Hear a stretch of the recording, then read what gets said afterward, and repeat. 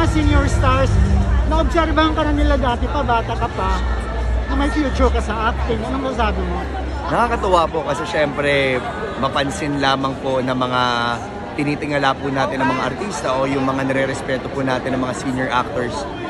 Sobrang nakakataba po ng puso kasi syempre parang nasubaybayan po nila yung journey ko sa karera ko at nakakatuwa dahil hindi po nila nakakalimutan yun. And siguro sa akin para bang yun doon ako lagi bumabalik kung paano ako nagsimula. Ano ba yung hirap na pinagdaanan ko noon para makarating po ako sa kung nasan po ako ngayon, di ba? So, grabe, para ang sarap lang magbalik tanaw and sobrang nakaka-humble. Hindi daw lumaki ulo mo? Yeah, siguro para sa akin kasi yung paglaki ng ulo or parang maging kampante, siguro mangyayari lang yan pagka hindi ka, kumbaga parang ingrato sa mga nangyayari. Kasi para sa akin, everyday, lagi ko rin papasalamat kasi alam ko anytime na nagustuhin na mawala po ito, ang dali lang na mawawala eh.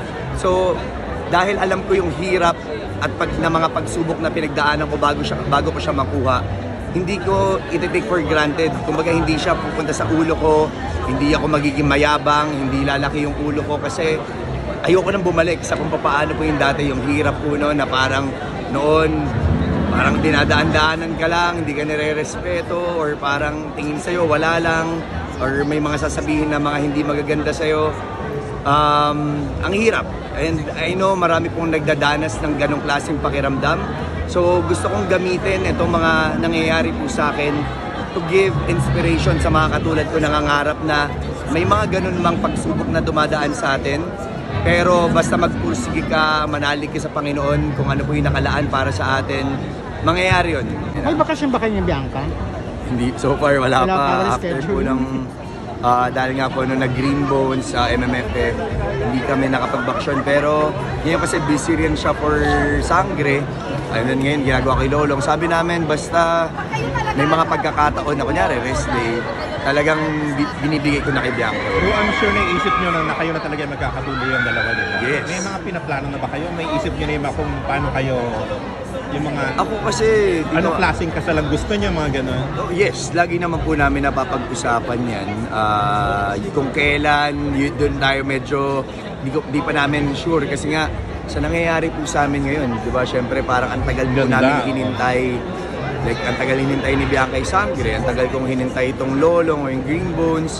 So parang gusto namin ma-maximize ito. And then, eventually, hindi natin masabi, bukas makalawa, di ba? Bigla namin maramdaman na baka ito na yung tamang pagkakataon. Gagawin po talaga namin.